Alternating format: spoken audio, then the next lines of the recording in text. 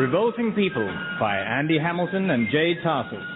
With J. Tarses, Sophie Thompson, James Fleet, Hugh Dennis, Felicity Montagu, Tony Maudsley, Susie Blake, Philip Pope, and Andy Hamilton.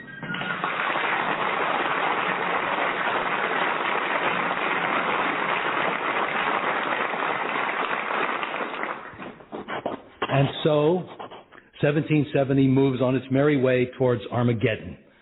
Yet the almanac, which that old blowhard Benjamin Franklin publishes, promises peace and tranquility for 1771. Fat chance. Especially in my family, where my daughters continue to give me sleepless nights and strange warts on my toes, which I'm convinced are due to their behavior. Meanwhile, my gargantuan but lovable son Joshua, to whom I'm attempting to teach the disciplines of shopkeeping, is proving to be most... Father, look. You're 3 hours late for your lesson on the importance of punctuality, son. Never mind that, Father. I've been making you this hat. It's beaver, see? I skinned it, folded it, and stitched it myself. Oh, well, that's fine work, son. I just wonder if you should have removed the teeth. They're quite off-putting, glinting like that. Sort of looks like the beaver's screaming. Well, he was. Well, can we just concentrate on our study of shopkeeper's etiquette? Let's see if you remember yesterday's lesson. Now, when a customer enters the shop, what do you say? Go away, I'm skinning beaver. No. You say, may I be of service? Oh, but what a waste of time. In the wilderness, I don't have to bother with all that bowing and scraping. I just shoot anything that moves. Yeah, well, son, that method's not the formula for success in the retail sales business. But I want to go fishing. I don't want to be a salesman. Listen, do you think I built this store for myself, Joshua? You didn't build this store. Grandpa built this store. Yeah, however, it was me made it into the flourishing institution you see before you. Does flourishing mean empty? This shop is a male Oliphant tradition, son. It's for the future. It's for the family. Please, learn the damn business for all our sakes. Oh, well, I see. That's another matter. If you'd said that in the first place, I'd not be so truculent. Truculent? That's a grown-up word. Yeah. Well, I've decided to develop my intellect. Oh, that's a big project, son. I'm going to learn myself one new word a day. And by the end of each week, I'll have learned 3 new words.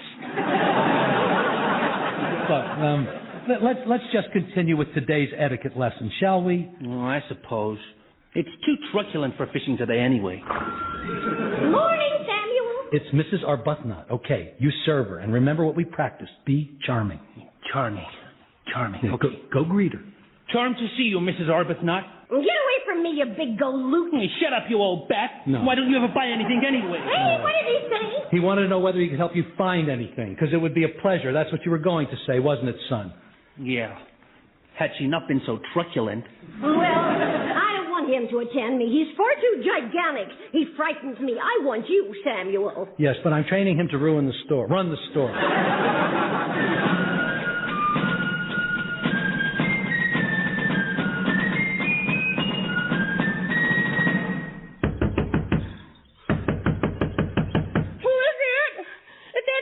Ezekiel, home from work early. I've still got my blinding headache. Cora, it's me, your sister Mary. Open the door. Heavens, Mary.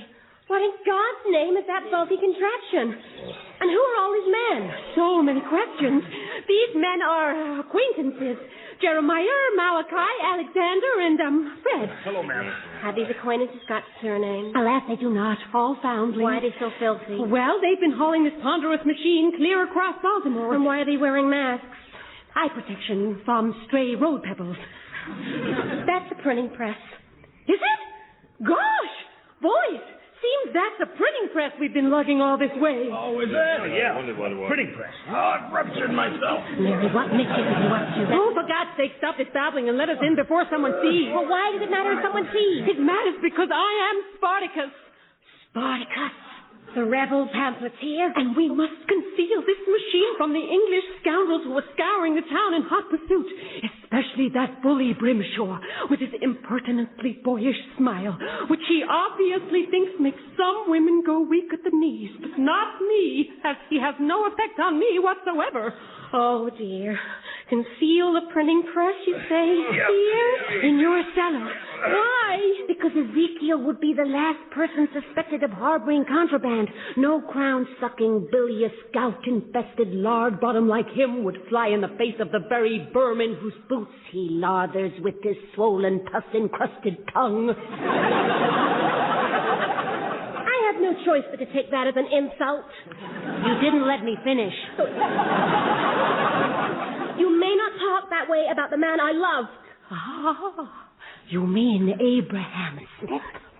I beseech you never mention Abraham Smith. That was a youthful indiscretion a long, long time ago. It was scarcely 3 months. Aye, but another lifetime. Excuse me, this is solid steel here. Printing presses are heavy. My arms are going. Well, I'm feeling faint, Mary. I think I'm going to pass out. Yeah, so am I. Bend your knees. My goodness, Cora, this marriage has turned you pale as a ghost. I've been feeling poorly lately, especially in the mornings. Perhaps a little Ezekiel's on the horizon. Bite your tongue, Mary. But it would be a perfectly natural turn of events. Trust me, it wouldn't.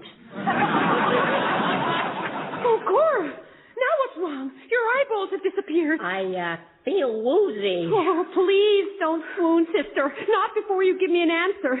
May we hide the printing press or not? Oh, I think we'll take that as a yes. In we go, boys. Oh, thank God. Come on. Oh, I've ruptured my rupture.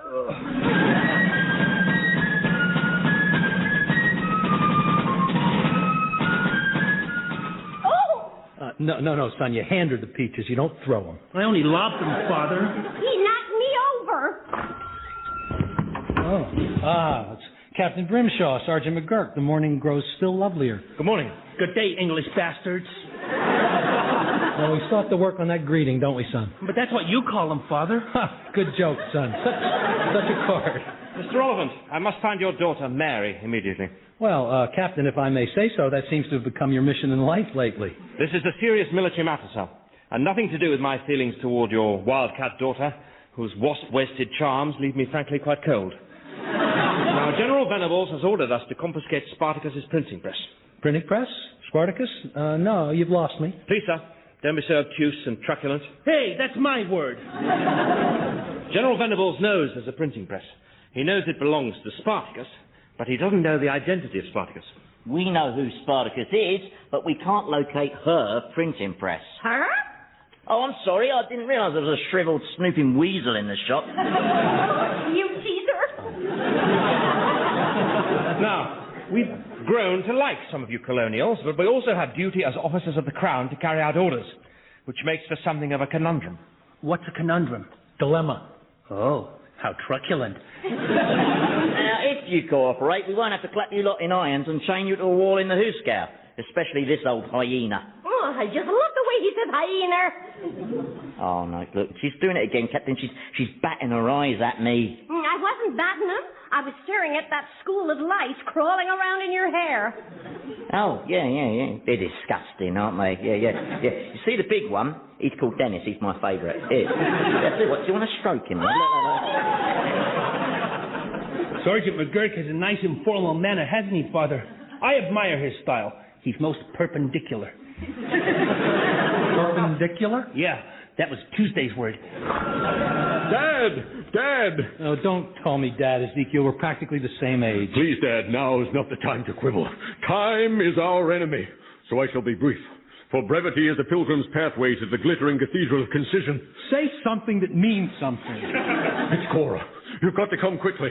For speed is the chariot of righteousness that rides rapidly. Shut up! What's wrong? What have you done to her? Nothing. She's my wife. I love her. She's my earth and sky and meadow and wheat field and tide pool. Shut up! What in God's name happened? Well, I came home early. Yeah. And there she was, on the doorstep, passed out, breathing fitfully. I smacked her angelic face, revived her slightly. Again, she swooned. So, I didn't panic. I immediately summoned the doctor. That's good. Dr. Rutledge. Benjamin Rutledge, you idiot! He's a doctor. He's a drunken sot. He's my cousin. He's an English butcher. But he makes house calls. We've got to get to her fast. Yes, Dad. If you call me Dad again, I'll beat you to a pulp. I'll come with you, Dad. No, you stay here. How come he gets to call you Dad? Because he's my son. Possibly. Well, why can't I come? Cora's my sister. No. You look after the shop and try and behave like a proprietor. And McGurk. Yes, sir. You just keep your hands off my cash box. Oh, that's nice. Come on, Ezekiel. We mustn't delay. Indeed, for delay is a... Ow! Dad! So, poor Cora's mysteriously ill. Awful news. And I must go and spread it at once. Come, Sergeant. We must continue our search. Yeah, in a second, sir. Hey, Joshua, young fella, you got anything for fleas? We got a hammer. No, I don't want to kill him, just slow him down a bit, you know? How about some cheese? Cheese? Nah. You know what might work some? What? Coins. Oh, right. Sergeant.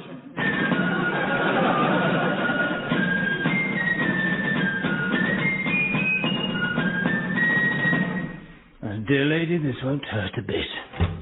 Rutledge, you get away from my daughter with those garden shears. Thank heaven we got here in time. Oliphant, you can't just burst in here. This is a medical situation. Then put down the garden shears. But I have to cut off her petticoats. For what reason? So that she'll be naked. So that I can examine her thoroughly. Now, stand aside. Can't you simply unlace them? Are you a doctor? I think not. You're in my light. Ezekiel, get this man out of here. Oh, and bring me some rum. Rum? For her fever? Haven't thought of that. Bring an extra cup then. I am very frightened, Doctor. You mustn't let anything untoward happen to my beloved wife. Oh, would that this were me. Yes. Someday, perhaps. The rum, then? And I think I saw some muffins. Rum and muffins. Right. Rutledge, I'm warning you. Oh, you still here? Yes, and I'll be watching you like a hawk. I should like to be paid in advance. Have you the faintest idea what's wrong with Cora? Who's Cora? The woman right there. Well, when she's cloven open, we'll soon discover what's wrong with her. When she's cloven open, what's wrong with her is she'll be dead. Nonsense! I've cloven open many a woman in my time. Surgery's come a long way since the 1760s. If we don't cut, we don't learn. And if a few lives are lost along the way in the interest of medical science, well, that's progress. You just get away from her. Be silent, Oliphant. I know what I'm doing. Try to prove my patients survive. Perhaps as many as a third. Now, where's my money? Oh, and the rum. Oh, I have no rum, Doctor, but I brought you pie. Oh, is that cherry? Blueberry. My preferred cherry. Oh, my wife does a wonderful cherry pie. Really? Oh, yes, with a sort of delicate lattice crust. This is no time to compare pastries. She serves. My angel. Oh, this is a sign. Oh, thank you, Doctor. You've cured her. You are a genius. Merely a highly trained professional. However, I don't think she's out of the woods yet. Her clothing will still have to be removed, and then, of course, she'll have to be leeched. Leeched? With leeches? Purely as a precautionary measure. Otherwise, my leeches will starve. And leeches don't go on feeding. She will not be leeched. But blood-sucking's always included in the price of the visit. Now, off with her clothes. Get out of here, you perverted, inebriated quack. Look, her eyelids flutter. Oh, joy, I'm whole again. I'm here, Cora. Oh. So am I, beloved. Oh. And me. Now, how would you like to pay for this? Here. Just take it and get out. And the pie? Yes, take the pie. Fork? Ezekiel, find the scoundrel a fork and then throw him out. Come with me, Doctor.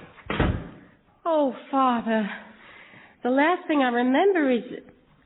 Oh, Mary. Mary was here. I know. Mary is Spartacus. I know. But she's hidden a vile printing press here in the basement. I know. No one must know that you know. I know. You know most things then, don't you, Father? Shh, just try not to talk. Where is Ezekiel? He's outside. Good. I've been vomiting recently. I know. And fainting. I know. I'm going to have a baby. I know. And that... You're what? I've disgraced my family and myself. I've done a terrible, blasphemous thing. But Cora, you're married. It's not blasphemous that you and Ezekiel are having a baby. You're not married? Oh, I'm married. A married adulteress. Oh, my God. Cora. I should hurl myself off a parapet. I'm a harlot and a slattern. Abraham Smith. A big A should be carved on my forehead. What have I done? I'm the good girl. I'm the dutiful daughter. The dutiful whore. Cora. Smother me with a pillow, Father. It's what I deserve. I'm wilder than Mary, stupider than Joshua. No, you're not stupider than Joshua. But you want an unspeakable thing to my husband. No, wait. What you did before you married Ezekiel, did you not?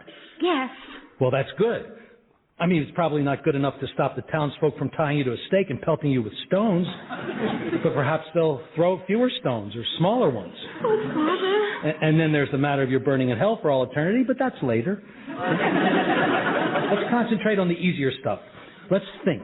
Now we have to be rational. Rational, yes. Here's what we'll do. I'll drown Abraham Smith, and you'll have to move to France and spend the rest of your life in a nunnery there. It's simple. Now, this wasn't the fault of Abraham Smith, Father. It was of my doing. You shameless tart. And the dreadful irony is, of late, I've come to care for Ezekiel. He's not the knight in shining armor I dreamed of, I know. But he's a good man, and, well, I should like, above all, not to hurt him. The Almighty has granted me a reprieve. Oh, Cora, I'm the luckiest man on the face of the earth. This is a magnificent day for the Spriggs family and for the Oliphant family and for all families. Well, if this doesn't call for pie, I don't know what does. Hosanna to this happy day. Let cherubim and seraphim rejoice. You sure you don't want to hurt him?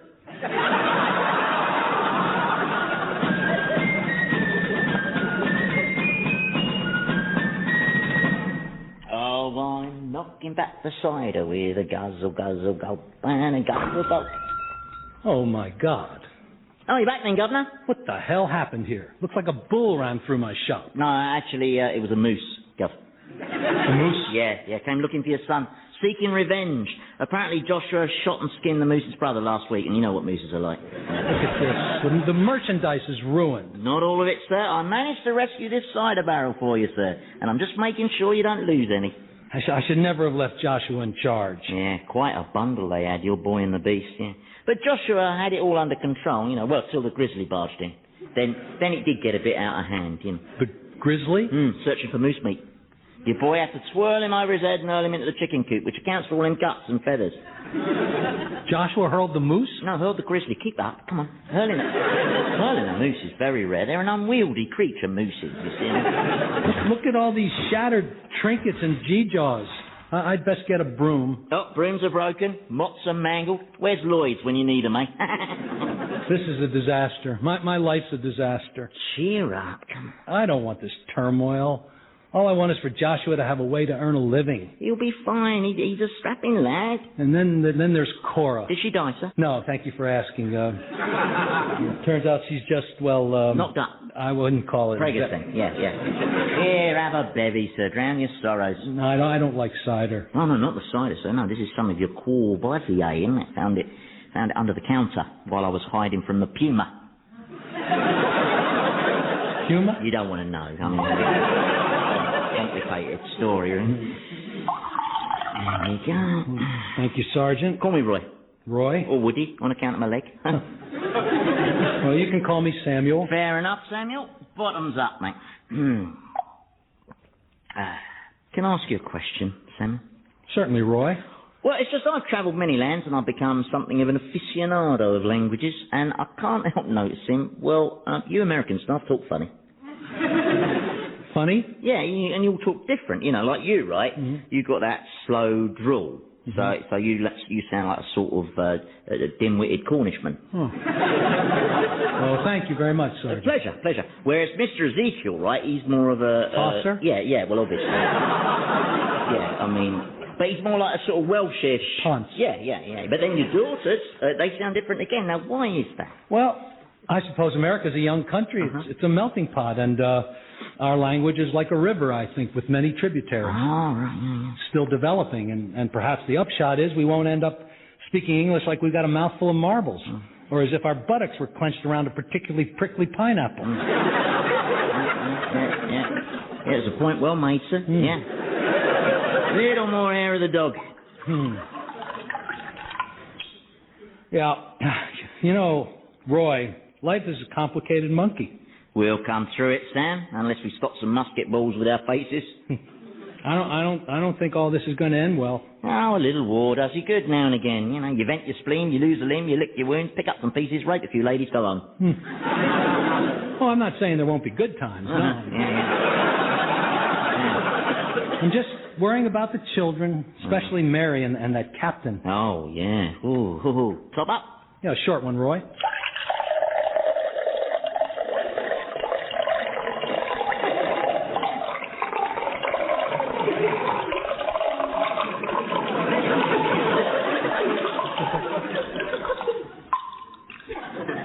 Do you know the meaning of the word short, Roy? Of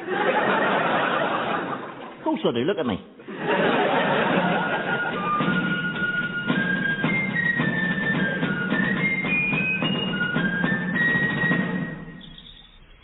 Here we are, the prettiest corner of the orchard. Now then, sir, begin your brutal interrogation. Miss Oliphant, Why, Captain, you are all a quiver. Your whole body is trembling with emotion. Is this on my account? It is on account of my anger. Your eyes sparkle when you're angry. Did you know that? I thought we had an understanding, madam, that I would not reveal your subversive activities as Spartacus, provided that... Spartacus published no more pamphlets, and I have been true to my word. Yes, but you still refuse to tell me the whereabouts of your printing press. Oh, What? a small, exquisite droplet of sweat has just appeared on your top lip. Really? Well, I'm not surprised. I am at great personal risk here. General Venables is demanding results. It's glistening like a tiny pearl. And if I could just deliver Spartacus's printing press to the general, then perhaps that would pacify him, and he'd stop sending the abusive letters about what he plans to do with me, which I must say I find most unsettling, especially the diagrams.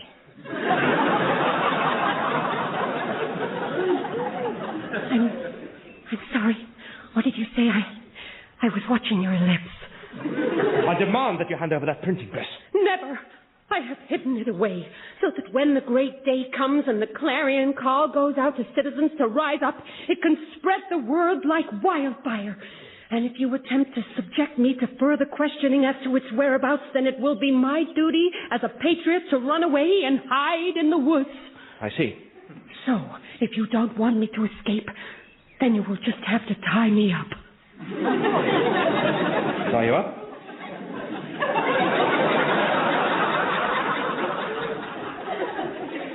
Yes. Here are the ropes.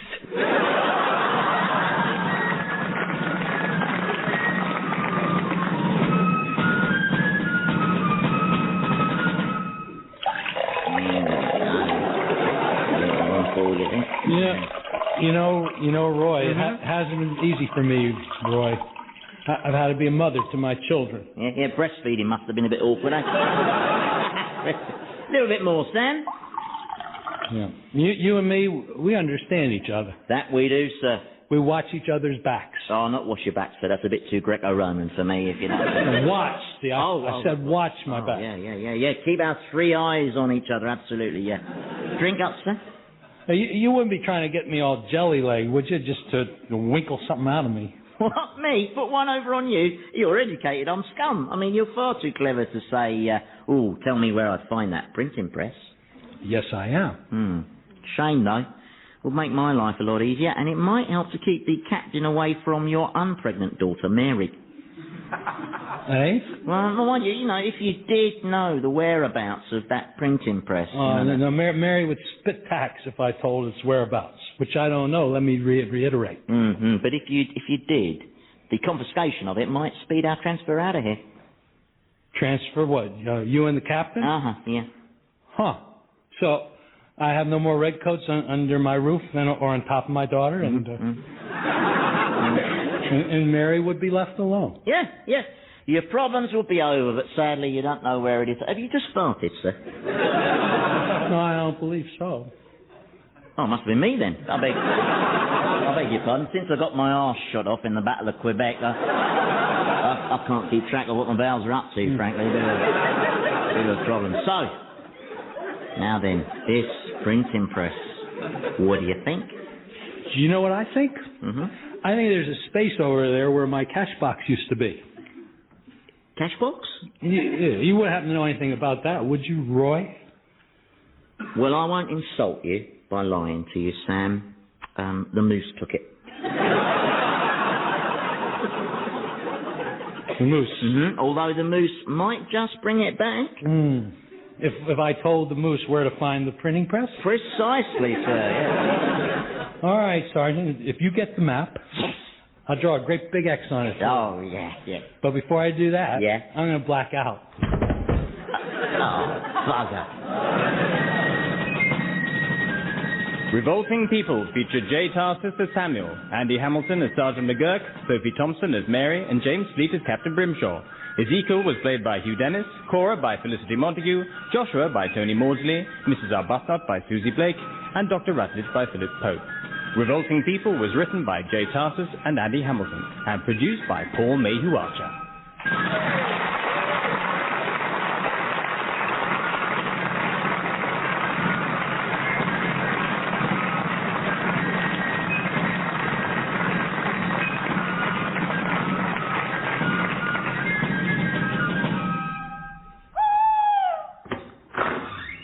My dearest, may I come in? Yes, Ezekiel. If you've finished your soup, I'll remove the tray. Thank you.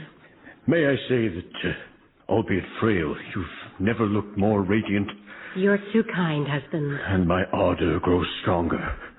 Though now I appreciate your weakened state will keep our marriage bed unrumpled indefinitely.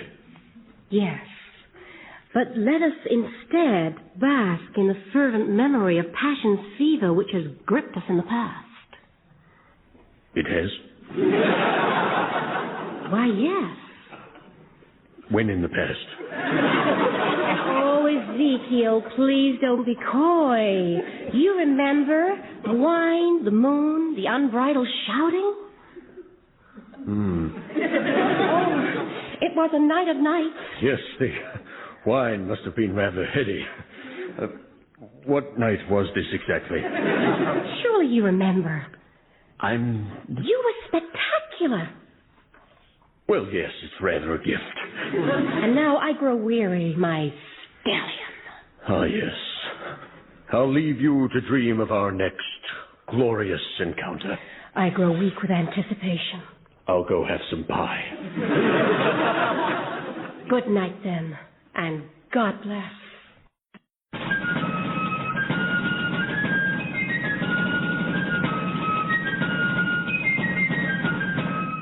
Revolting People by Andy Hamilton and J. Tarses. With J. Tarses, Sophie Thompson, James Fleet, Hugh Dennis, Felicity Montagu, Tony Maudsley, Susie Blake, Philip Pope, Andy Hamilton, and Timothy West as General Venables.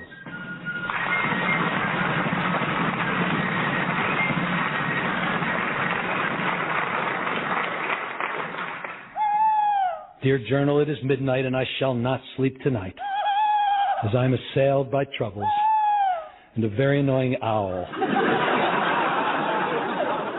I fear my brain is giddy with recent tidings.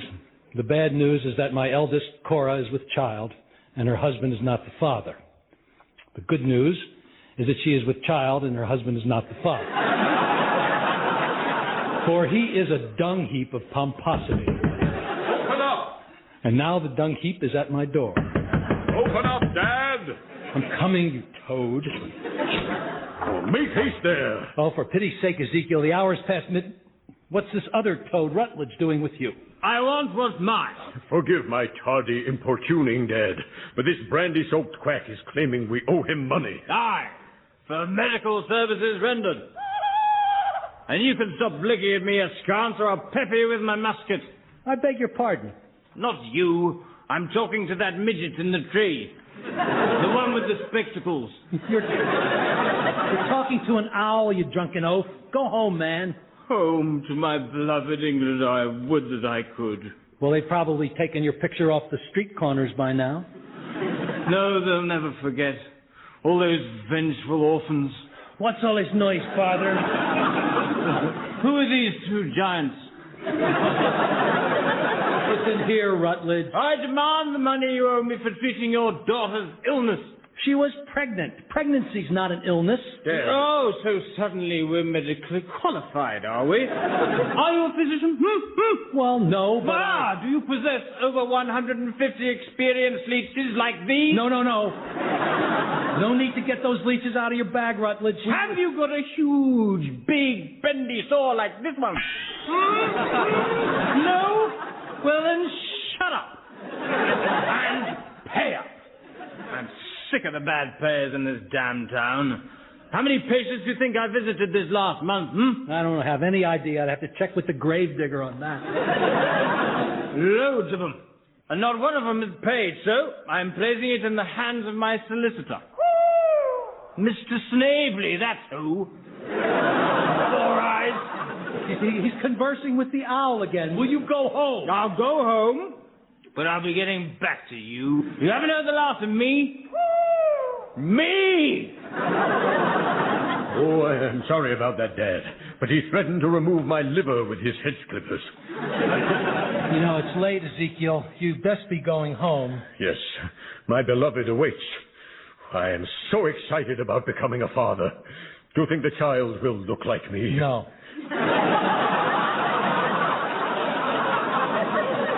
No? No, because babies never turn out the way you expect. That's right. Sometimes the pelican drops them into the wrong mulberry bush. Son, there's a conversation you and I need to have. Oh, calamity. That's the noise of an angry mob. Private Judas, kill the rat! After the traitor! What traitor? The traitor who told the redcoats where to find Spartacus's printing press. The blackguards have smashed it to smithereens. Oh, perhaps traitor's a rather strong word, Mary. Perhaps whoever informed about the printing press was not so much a traitor, but perhaps some well-meaning citizen who thought that perhaps if he gave the soldiers that information, then perhaps Spartacus would go quiet and this intolerable atmosphere of tension would dissipate somewhat, and then perhaps there might be less likelihood of reckless young hotheads breaking their fathers' hearts by dying in a hail of bullets. Anyway, that's just a theory. It's a ridiculous theory. No, the person we're looking for is a viper in our midst. Kill the viper! Hang him from the highest gibbet! And let the crows feast on his giblets! Mrs. Arbuthnot, is that you at the back? I didn't recognize you in that mask. I'm not wearing a mask! Oh, sorry. Torchlight on your face creates a rather unsettling effect. You don't usually run with the mob, Mrs. Arbuthnot. I know, but I'm lonely, and the mob's a good place to meet men. Death to the viper! Death to the viper! Very few people knew about the printing press, so the viper is obviously someone close to home. Well, not necessarily. Then who else could have done it? Well, I might have been the Mohicans. The Mohicans? Yeah, they're always up to mischief. You ask any Indian fighter. But the Mohicans live in Canada. That's what they want us to think. Oh, for heaven's sake, it wasn't Mohicans. No, we don't need to look so far afield. Do we, Ezekiel?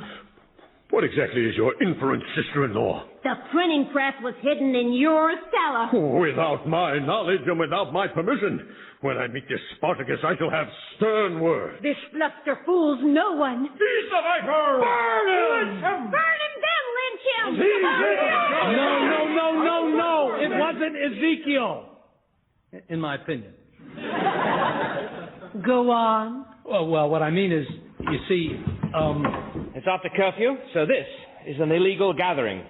I order you to disperse in the name of King George. There are 30 patriots here and just 2 of you puny tyrants. You're hopelessly outnumbered, sir, and we will trample your... What's that noise? The patrol of German mercenaries, miss. Well, we're not afraid, are we, citizens? No, we're not! Led by the barbaric General Venables. Now we're afraid! Did he say barbaric? I gotta go. I'm supposed to be getting my hair cut. I'll be doing. Silence your scoff. I smell something. What is that smell? Oh, yes, I know that smell. It's the stench of sedition. And what's this I see? Rabble, flouting curfew, with sticks and placards, old biddies in masks. Something's afoot. You, the ugly one-eyed sergeant with the missing arm and the wooden leg. You seem familiar. I'm Sergeant McGurk, sir. I served under you in India 15 years ago, sir. Oh, yes. There's a bit more of you then. Didn't I once beat you to within an inch of your life? More like half an inch, sir. Remind me, what offence did I thrash you for? For slouching, sir. Ah, yes. In my sleep, sir. I won't tolerate it, soldier. Never have, never will. I hate slouching. Now then, McGurk, is this assembly a collection of revolutionary vermin? Well, what if we are? What would you do about it? I'd shoot you and bury you in unmarked graves. Well, I think that clarifies it, huh, Mary? And thank you, General, for being so... Any more questions? I have a question. Go on. Are you single? General, can I take this opportunity, General, to assure you that I'm a loyal subject of His Majesty? As we all are. Isn't that right? Long live King George. Long live King George! Good. Then who among these loyal citizens will lodge me and my men for the night? Who? Ha! Whoa, good shot, sir. I'll not be mocked by birds. So, who will offer me hospitality?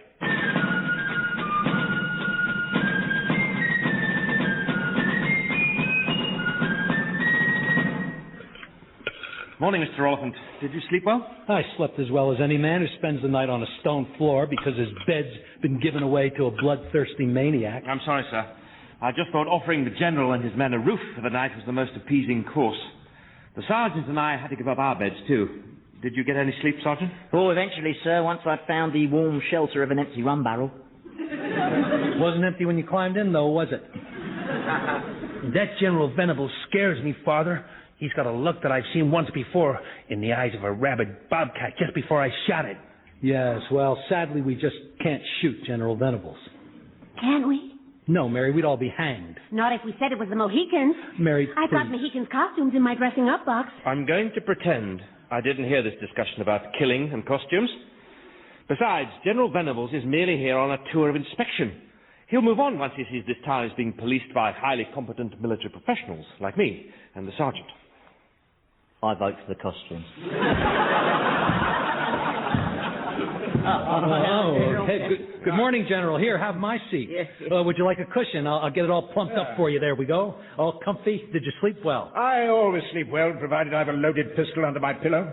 Do you know how many attempts there have been on my life? Oh, none, I'm sure. Popular fellow like you. 29. 29 attempts. 30 if you count the wife. God rest her soul. You shot your wife? Well, it was her or me. When your spouse is charging across the bathroom with a fixed bayonet, your instincts take over. Oh, and by the way, I'm sorry my Germans torched your barn. It's force of habit, I'm afraid. Oh, think nothing of it, General. I've been meaning to spend 6 months building a new one. And all that charcoal will come in handy. So, it looks like fine weather. Indeed it does, General. Just perfect for an execution. Execution, General? No, but of course. Last night you told me you destroyed Spartacus's printing press. Then surely you will be apprehending the traitor himself. We'll shoot him tomorrow at sunset. I thought people were usually shot at dawn, sir. Oh, no, sunset's much better for an execution. Means you've got the whole day to look forward to it. Well, the truth is, General, we found the press, but as regards this Spartacus, well, we haven't ascertained her identity. His identity, sir. I see. So where did you find the press? Oh, just in a cellar. But Whose cellar? The cellar of one Ezekiel Spriggs. Ezekiel Spriggs. But, General, I can assure you Spriggs is innocent. Don't split hairs, man. Somebody needs to be made an example of, so execute Spriggs. But Spriggs is not Spartacus. Yeah, but none of you knows who the real Spartacus is, do you? Well... You're absolutely right, General. Sadly, we're all totally baffled by the identity of the Spartacus. I can't help feeling, General, that there might be an alternative to executing Spriggs. Well, I suppose we could round up the entire town and shoot 30 citizens every hour till Spartacus identifies himself. I prefer the Spriggs plan. Well, Spriggs is it. No, I'm sorry, General. I'm going to have to put my foot down over this. There's just no way I can allow Ezekiel Spriggs to be executed. So, when am I to be executed? Tomorrow, at sunset. I'm so sorry, Ezekiel. And what am I being executed for? Insurrection. I see. And what are you being executed for? Mutiny. Tomorrow we'll be taken from this cell and face the firing squad together. But we haven't had a trial. I mentioned that to the General, but he just laughed. Big laugh. Threw back his head and roared. Called in all the Germans and made me repeat it. Everyone had a good chuckle. There's someone to see you, English pig dog. Do you say pig dog in English? Not really, no. We don't have composite nouns like you do. Oh.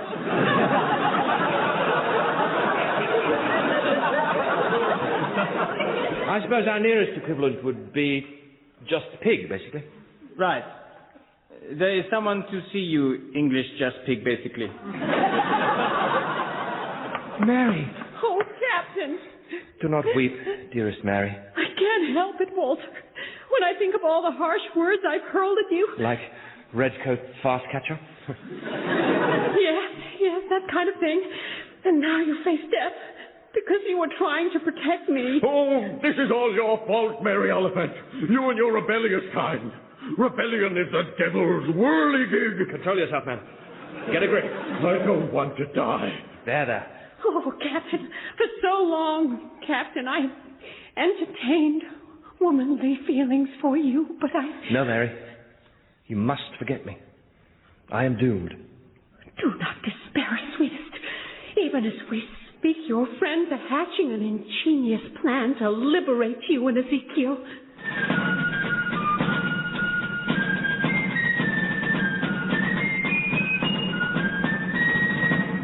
Here's the plan. In the dead of night, we break into the jailhouse armed with pistols and free the captain and Ezekiel. Will that work? No. Now, the place is swarming with hundreds of German mercenaries, so we'll be facing certain death. It's not the most attractive plan I've ever heard. Yeah, I know, but I'm just trying to show willing, really. I have an idea, Father. Yes, Cora. What if my sister confessed to General Venables that she is Spartacus? Surely he wouldn't execute a woman. Good point. Would he execute a woman, Sergeant? He prefers executing women. Yeah, they scream more and their bosoms heave. Well, what about if we send in Joshua? With his prodigious power, surely he could overpower the guards. I'm game. Prodigious means strong, right? Yes, but not strong enough to withstand a hail of bullets. Oh, I've stopped bullets before, Father. Remember last autumn when I was out bear hunting? I was shot in the arm. With your own musket. Yeah, well, I know, but that bear won my confidence. Normally, I'd never just hand over my gun like that. No. We need to devise a plan that doesn't depend on brute force and preferably doesn't involve the phrase certain death. Well, that's me, Stump. You can't give up. We have to save Ezekiel. He's the father of my child. What? Oh, nothing, miss. No, I was just remembering a funny story that... Well, how goes the plan? The plan is, still at an early stage. It's perhaps one stage before the early stage. For heaven's sake, my darling captain is languishing in that hellhole while you just... Never mind your darling captain. What about my beloved Ezekiel? It's your antics that have put him in jail. Well, now, Cora, it's no use blaming your sister for I don't these... blame her, actually, Father. I blame you. Me? Yes, you have indulged Mary and allowed her to run wild so she has grown up without the slightest modicum of decorum. Oh, so I'm being lectured on decorum by a woman who's about to puff out the child of some itinerant lumberjack. Listen, I've always tried to do my best for my children, under difficult circumstances. I haven't been such a bad father, have I, Joshua? No, Father. I've won it for nothing. There, you see? Apart possibly from a mother. Oh, not now, son. You never told me anything about my mother. You just change the subject and think I'll forget. Oh, son, that's not fair. Oh, look, there's a woodpecker. Where? The fact is, my husband's going to be shot, and it's all your fault. You cost me the only man I could ever love. Daughters, why are they always crying and storming out of rooms? There is no woodpecker. You tricked me for the last time, Father. How about sons? Oh, yeah. Your children always manage to make you feel guilty, and I just hate feeling guilty, don't you? Yeah, I've never felt guilty. What, never? No, I've been found guilty, but... No, I really don't see why I should be expected to fix this whole sorry situation. Am I seriously expected to intervene with this lunatic Venables? I'd have to be an idiot to do that. More muffins, General? So, Oliphant, why the invitation? Well, it concerns tomorrow's execution. Mm-hmm. Have you considered that the evil subversive Spartacus will still be at large, and all you will have achieved is the slaughter of 2 innocent men? Well, there you go. See, the thing is, General, I know the identity of Spartacus, and I can deliver the traitor into your hands. Splendid. On one condition, that you sign this document countermanding the execution of Captain Brimshaw and Ezekiel Spriggs. Oh, no, I never cancel an execution. I can't cope with the disappointment. But this execution could start a war. Oh, yes. Yeah, well, fingers crossed. More muffins and more stinkweed tea, General? Yes, please. How do you manage to pour that teapot from your shoulder? Oh, I don't let all me absent limbs stop me from having a good time, sir. Now, besides, there's worse off than me. Well, there's one, anyway, Corporal Fenchurch. Yeah, they have to put him on wheels. And whenever his regiment attacks the cavalry, they have to tow him behind one of the horses on a length of string. Yeah, well, this is all very interesting, Sergeant, but the General's about to sign this pardon, aren't you, General? You'll betray Spartacus to me. That's the arrangement. Very well. There. Now, who is this accursed Spartacus? Me. You? Yes. You realize this means certain death. There goes that phrase again. Damn, this development leaves me one short for tomorrow's execution. Sergeant. Yes, sir. I sentence you to death. Yes, sir. You sentence him to death for what? Well, let's see. Slouching, sir? That'll do. Yes, thank you, Sergeant. Well, gentlemen, enjoyable as this has been, I'm afraid I must... Are you all right, General? I seem to have this pain in my belly. Excuse me. While I avail myself of your latrine. Oh, I wonder what brought that on. I don't. Oh, no, it was the stinkweed tea, wasn't it? No, it was not the stinkweed tea. That was the arsenic in the stinkweed tea. You put arsenic in his tea? Well, not enough to kill him, obviously. Just temporarily cripple him with stomach pain, you know. What an unbelievably stupid thing to do. Oh, what as stupid as pretending to be Spartacus and getting us both sentenced to death. Well, at least I've achieved something. I've secured the release of Brimshaw and Ezekiel. All you've done is incapacitate Venables. But he'll be fine again by the morning, only in worse temper. He'll probably execute the whole town. Sergeant! Just listen to that. Well, the poor man's obviously in some distress, isn't he? No doubt he's summoning me to tell me that he'd like some medical attention. I, of course, shall promptly call out the local physician, Dr. Rutledge. And with a bit of luck, the General will be dead by morning. Well, that is a brilliant plan, McGurk. But it's kind of tantamount to murder, isn't it? Well, sir, I'd say this is a case of murder or be murdered, to quote our family motto. Yeah. Well, I don't know. Sergeant! No, I do know. I know that in all decency I cannot stand idly by while Rutledge bleeds a fellow human being to death beneath my own roof. It's unthinkable that I could stand by and watch that happen. So I'm going out for a walk. Understood, yeah.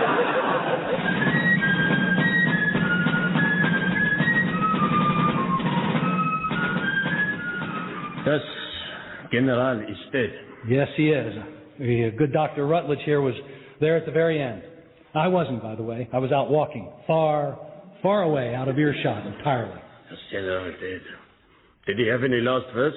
No, I never listened to all that stuff. Nothing but yelling and abuse and a bit of gurgling. I just blotted it all out. But he seems so healthy. He died from what? From 4 in the afternoon till 3:30 the following morning. Before his sad demise, the General signed these official release papers for your prisoners. Well, the signatures certainly look like Das General's, apart from this document. Which one? This one, that orders 500 cases of rum to be taken from the stores and handed over to a Sergeant McGurk. Oh, yes, the one written in scrawly pencil, yes. Yeah, well, you see, it's scrawly because that was the last one he signed. And well, he was very weak and trembly by the end. He'd lost a lot of blood. He'd lost all his blood. There's my fee for the General's medical care, and there's the certification of death. It says death by misadventure. Oh, ignore that. That's just the coroner being sarcastic.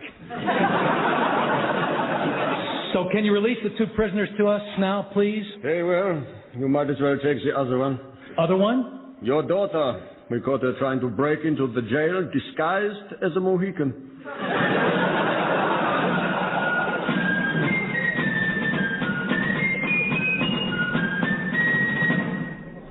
Oh, please, please. I wonder if I might be allowed to make a short speech sprinkled with classical references to celebrate this joyful occasion.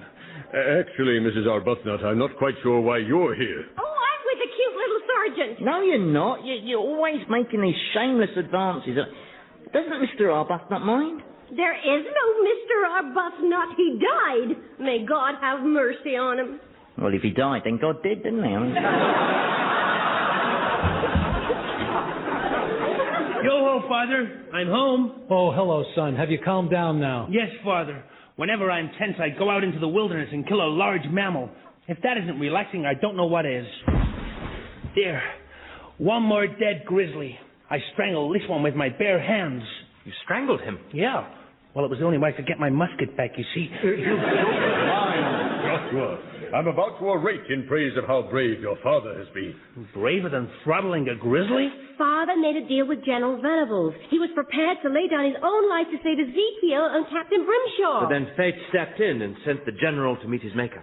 That's right. It was fate, wasn't it, Sergeant? Certainly was, say it. At least I think it was. I'd actually gone for a walk when it happened. May I begin by saying, Sam, how grateful I am personally for the courageous steps you took to extricate me from such a perilous situation. Why, thank you, Zeke. Even if you did create that situation. I created it? Why, yes. Cora informs me that Mary was Spartacus all along. Frankly, I find it astonishing that her father did nothing to curtail her dangerous activities. I really must speak up for Mr. Oliphant. Well, thank you, Captain. It's not true that he did nothing. That's right. For a start, he told us where to find the printing press. Oh, God. He did what? So my own father turns out to be the repulsive jackal in our midst.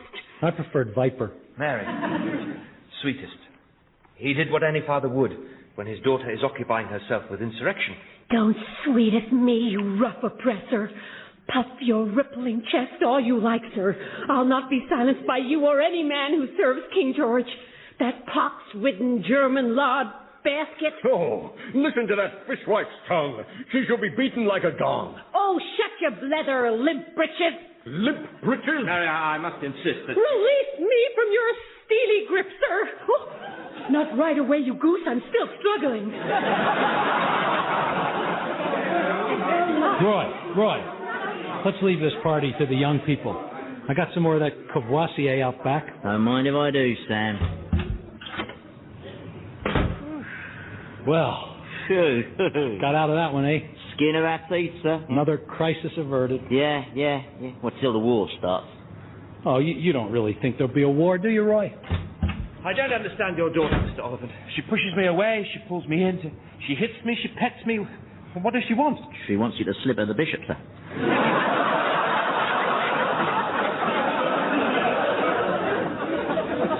Slip her the what? The bishop, it's a slang. Roy! Oh, sorry, sir. Sorry.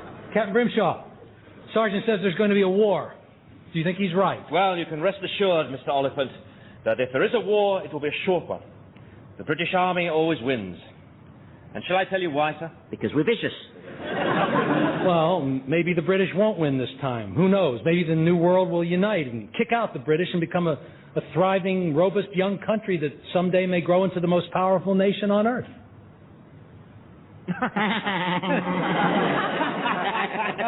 Oh, dear. How droll. Yeah, I'm being silly. Yes. Let's drink up. Yes. Revolting People featured J. Tarses as Samuel, Andy Hamilton as Sergeant McGurk, Timothy West as General Venables, Sophie Thompson as Mary, and James Fleet as Captain Brimshaw. Ezekiel was played by Hugh Dennis, Cora by Felicity Montagu, Joshua by Tony Maudsley, Mrs. Arbuthnot by Susie Blake, and Dr. Rutledge by Philip Pope. Revolting People was written by J. Tarses and Andy Hamilton and produced by Paul Mayhew-Archer.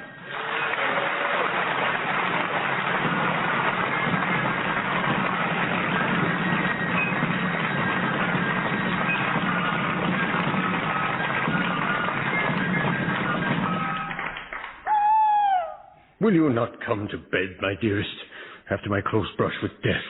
I'm in dire need of conjugal consolation. Regrettably, that's not possible, my darling, for I am heavy with child.